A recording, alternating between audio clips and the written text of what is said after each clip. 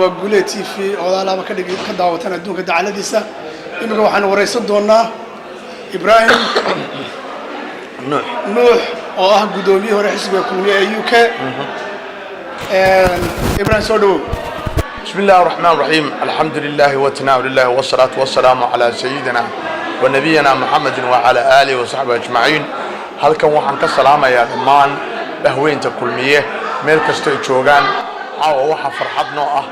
إن أن ونول شوجو قدومية حسب كلمية إسلام مركانا أم مشرحة مدحوينها إلى هنا أن نكرر شيء إنه إن أن نقول السنة ورسول صوص عدا وعن كلام سلامة يا دمان dadka reer UK meel kasto ay joogan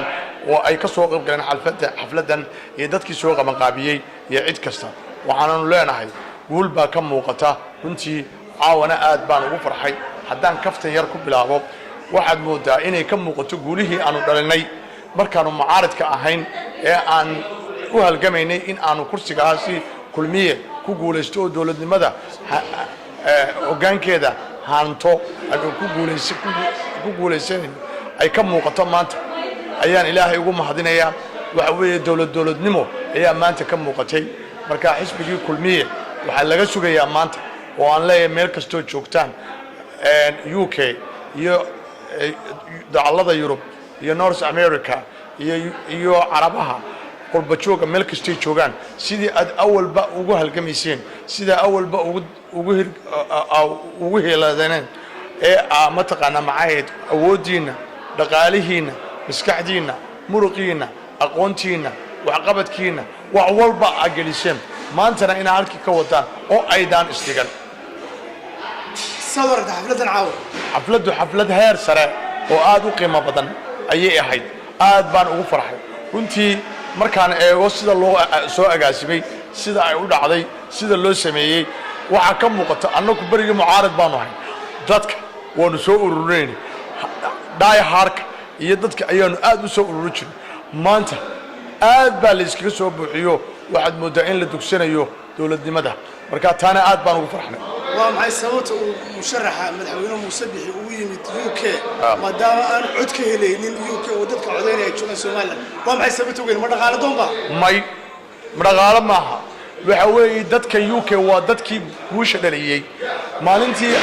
aanu doorashada galaynay 2010kii 2000 oo rag iyo dumar leh oo anigu hogaaminayo ayaanu ka degnay airportka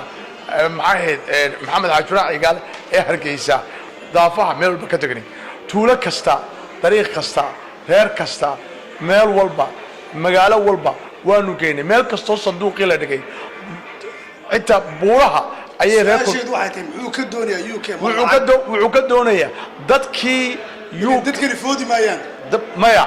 waxay dadkani ma foodayaan laakiin dadka foodaya ayay mataqaanaa dhiirigelinayeen dhaqaalaha u dirayeen waxa weeye nin walba baabuur buu kaystay nin walba tigidh buu iska bixiyay nin walba lacag buu jeebka ku qaatay nin walba sanduuq kasto meel kasta la dhigay isaga garab taagnaa ma baahnayn laakiin marka si ay u ilaaliyaan oo ay dadkana u dhiirigeliyaan dadkana u kiciyaan ayay u tageen marka nin kastaaba 10 qof amba 15 qof amba 20 qof ayuu lacag u diraa oo wax siiya marka waxay ka dhaadhiciyeen in kulmiyo loo foodo in kulmiyo mataqaana macay codka la siiyo tabtiyo kala maanta la wada dagaalku waxa guusha dhaliyay waa qurba jooga su'aasha kale ku xigtaan ku weydiinayo intii aad hayd gudoomiyaha xisbiga kulmiye UK hal magaalo khilaaf ka jiray ma jirin maanta magaalooyinka ugu dhaqaalaha badnaa ee Cardiff oo ah magaalada ugu dhaqaalaha badan leh inta mucaaradka haydeen bixin jirtay dhaqaalaha ugu badan Manchester oo ahayd magaalada ugu dhaqaalaha badan ka mid ahayd ilaa maalintii aad ka degtay gudoomiyaha cusub la magacaabay khilaafka waa la seestaa caawadanna aynu joogno xafladii kulmiye ugu weyneedna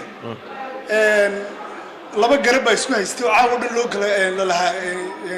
lahaa qolnayaan hadli qolana waa lagu qanciyay markii dambe maxaa ugu wacan isqabsigan maadaama waqtigaagii aanay jirin wax haystaa maxaa ugu wacan aad malaynaysa wallahi runtii ma gudoomiyaha jilicsan ma gudoomiyahan dadka dhex gelin ma gudoomiyahan hawshiisa maxaad u malaynaysa waxa weeye marka runta laga hadlo dadkii markii hore kulmiye ka midka ahaa iyo dadka imika soo galaya iyo dadka imika kulmiye doonaya inay ka mid noqdaan waxa weeye maanta kulmiye waa dawlad aad baa looga badan yahay aad iyo aad baa looga badan yahay sidii hore annagu mucaarad baanu ahay qof markay wax khilaaf dhaco waxaanu isku dayaynay in aanu khilaafka xalilo in aan dadka waanu u baahnayn maantana kulmiye dadku waa u baahan yahay laakiin waxa dhacda mar kastaba khilaaf uu dhici jiray waanu maalintii aniga la saaray khilaaf uu dhacay markii ka dambeysayna khilaaf uu dhacay mar walba dhacba khilaafka waanu la tacaali jirnay inaanu ka saarno ma garatay laakiin waxa weeye waxaad moodaa waqtigoo ciriiri ku noqday guddidan markaan fulinta eegay iyaga oo aan arrimihii ka baaraan tegin in dad badan soo rashgareeyay dadkii oo doonaya in ay musharaxa madaxweynaha ay arkaan doonaya ayaa ku timid marka ma qabo in ay waxa weeye waqti bay u waayeen gudoomiyaha UK ee ku bedelay adiga markii ay dad badan la xiriireen markii ay khilaafaadka labada magaalo hal dhameeyeen wuxuu sheegay oo iyadoo codol la haya inuu yiri aniga waxa ii dana wixii isqabsanaya waxba igama gelin laakiin waxa ii dana wixii lacag siinay maxaad ka leedahay arrinkaas waqtigaaga ma jirin Soomaa waxa weeye wax walba waxa ku dhameey jirtay Soomaa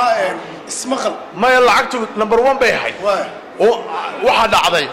in anagu aan mar guddigii haweenka أنا حق تاني كلمة ده تقول هذا ما يحق ما لكن هدي اللي يستيل أنا بحمل جمال جل لكن أنا وحنودنا إن أنا العقل ما يحق تاني وقتي أي متى أورد شفت كلمة ده ما يلعق ما أنا أورد شرينه لكن وحوي نبى وحليل إنما ولا الكل الناس كقبتي وحي تري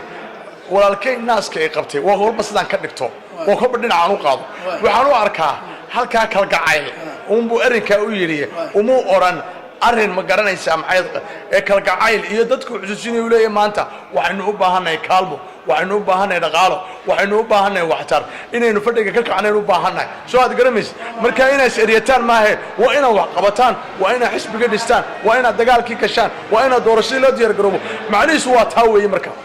xisbiga kulmiye caawadana xafladda joogno waxa ay sheegay beentii ugu weyneed dad oo reer aan ahayn wadani oo laga eriyay ayay soo bandhigan oo yiraahdeen waa wadani waana been cad oo waliba gudoomiyuhu ku dhawaaqay maxaa ku kalifo oo mar walba inay kulmiye ay waxaan jirin dadka u sheegaan horta beenta waxa ku horeeyay been marka laga hadlayo runta laga hadlayo mar walba wadani baa beenta ugu badan sheega laakiin anu waxaan qabaa dadkan waa dad wadani anu waan huba anu waan soo baaray ucud waan soo baaray kuwa waan soo baaray isla markii waan ogaa waan wada aqaan runtii marka la eego waa xaqiiqo arintaas si wanaagsan isbahaysigii xirso hogaaminii wasiirka arrimaha dibadda wadani bay ku beereen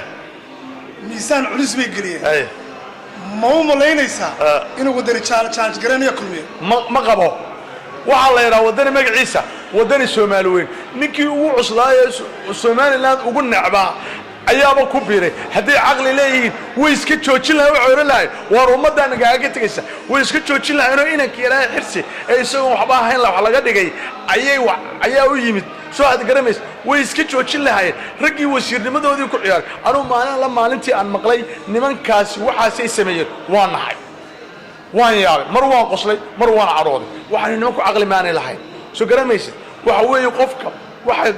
diintu tira man la yashkura naasa لا يشكر الله نكان دتك وما هندقني إلهي وما هندقه ورمنك حرسي يسوون وحبا هين لقديك كابينت مينستر لقديك لورد يبيت برايم مينستر أودي لسي ورمنك حسين عيديد إلا ما أنت إلا بلابي وسير عن كدعين ورمنك يسوون شو صور عيا أوكي لازم كويدينا كلا واحد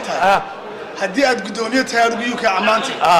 سيدبات خلاف كل خلاص كويس أدور دمين لحد خلافك دولكee magaalooyinka Manchester ka dhuf waa fududahado imika inta saad uga digtay way socotay khilaafkaas waa gartay seebadu dhameen hadu waxaan u dhammaynaynaa dhammaan sida u dhantihiin